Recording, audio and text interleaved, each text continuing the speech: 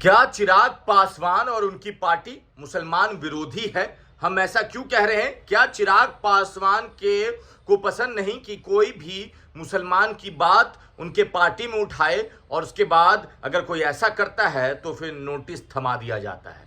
हम यूं ही नहीं कह रहे, पूरे प्रूफ के साथ ये सवाल उठा रहे हैं। हम आपको एक एक करके बताएंगे कि हुआ क्या है मामला। आप देख रहे थे इंटरव्यू इंडिया। मेरा नाम हमजा है। देखिए, जेपीसी की मांग की थी चिराग पासवान ने ही, ये बात सत्य है वक्फ बोर्ड के मामले को लेकर।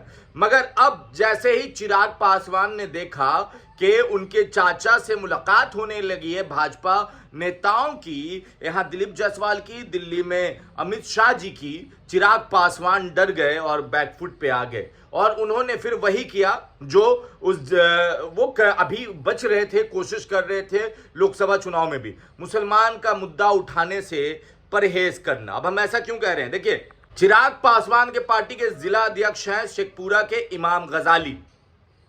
ये 2020 में चिराग पासवान के पार्टी से चुनाव लड़े थे। इमाम गजाली, आप नाम से ही समझ सकते हैं कि ये मुसलमान समाज से आते हैं। इन्होंने वक्फ बोर्ड को लेकर कहा था कि चिराग पासवान वक्फ बोर्ड वाला बिल पास नहीं करने देंगे, मुसलमान उनके साथ है और साथ रहेगा। और जो भी ऐसा मामला है, चिराग पासवान खड़े हैं, चाहे एससी एसटी में कोटे के अंदर कोटा का मामला हो, वो एससी एसटी के साथ खड़े हैं, अल्पसंख्यक के साथ खड़े हैं। और हमारी पार्टी का संविधान भी यही कहता है कि एससी एसटी अल्पसंख्यक के साथ खड़ा रहना। ये उनके बयान कुछ मीडिया में वायरल हो रहे हैं। उन्होंने कहा था इस बयान को। अब एससी एसटी मामले में तो चिराग पासवान और उनकी पार्टी ने उन पे नोटिस नहीं निकाला, मगर कुछ मामला था एससी एसटी मामला में वो चुप थे। मगर जैसे ही अल्पसंख्यक को लेकर बयान आया, नोटिस निकल गया, कारण बताओ नोटिस। और क्या नोटिस है वो आपको पढ़ के बताते हैं। स्क्रीन पर आप देख लीजिए। सेवा में इमाम गजाली, जिला अध्यक्ष शेखपुरा, लोजपा आर।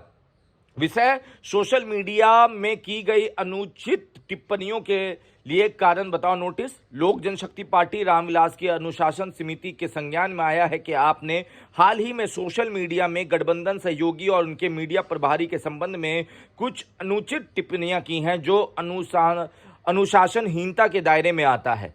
आपके द्वारा प्रकट किए गए विचार आपके व्यक्तिगत विचार हैं। लोक जनशक्ति पार्टी रामविलास का आधिकारिक मत नहीं है। पार्टी की ओर से पार्टी के नीतिगत विषय पर बोलने के लिए ना तो आपको अनुमति है और ना बयान देने के लिए आप अधिकृत है।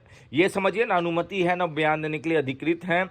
हमारी पार्टी राष्ट्रीय जनतांत्रिक गठबंधन मतलब एनडीए की एक महत्वपूर्ण सहयोगी और हमारे गठबंधन को बांधने वाले शिष्टाचार और पारस्परिक सम्मान को बनाए रखना आवश्यक है। ये स्वाभाविक है कि कुछ मुद्दों पर पार्टियों के बीच मतभेद हो सकता है, लेकिन इन मतभेद को सम्मानपूर्वक और रचनात्मक तरीके से व्यक्त किया जाना चाहिए। यह टिप्पणियां जो आपने प्रसारित की है न केवल पार्टी के आधिकारिक रुख के विपरीत है, बल्कि इनमें अनुचित और अपमानजनक भाषा का भी प्रयोग किया गया है। इस प्रकार का व्यवहार एक वरिष्ठ पार्टी सदस्य के लिए अनुचित है और लोक जनशक्ति पार्टी रामविलास द्वारा प्रतिस्थापित परस्पर सम्मान और गठबंधन के सामंजस्य के सिद्धांतों के विपरीत है। आपसे उपेक्षित है कि आप कारण बताओ नोटिस है क्या क्या कर सकते हैं। मीडिया में की गई टिप्पणियों के अनुचित भाषा के प्रयोग के लिए एक लिखित स्पष्टीकरण दें। 24 घंटे के अंदर कोई भी सार्वजनिक बयान देने से परहेज करें। एक सार्वजनिक स्पष्टीकरण जारी करें कि जो आपकी व्यक्तिगत टिप्पणियां से पार्टी को अलग करता हो, एनडीए के सिद्धांत की नीतियों के लिए लोक जनशक्ति पार्टी रामविलास की प्रतिबद्धता की पुष्टि करता हो। ये सारे नहीं करने पे आप पे कार्रवाई होगी। अब समझिए, एससी एसटी का मामला इन्होंने पहले उठाया था, एक दिन पहले कोई नोटिस नहीं आया था। एससी एसटी को लेकर इन्होंने खुलकर बोला था, मगर जैसे ही वक्फ बोर्ड को लेकर, मुसलमानों को लेकर इन्होंने बोला, चिराग पासवान की पार्टी ने इनको लव लेटर थमा दिया। तो हम सवाल क्यों ना करें कि क्या चिराग पासवान और उनकी पार्टी सिर्फ मुसलमान के लिए मुखौटा बनकर आती है, बाकी उनको कोई भी मुद्दा ऐसा पसंद नहीं जो मुसलमानों को उठाया जाए। आप अपनी राय नीचे कमेंट बॉक्स में लिखें। धन्यवाद।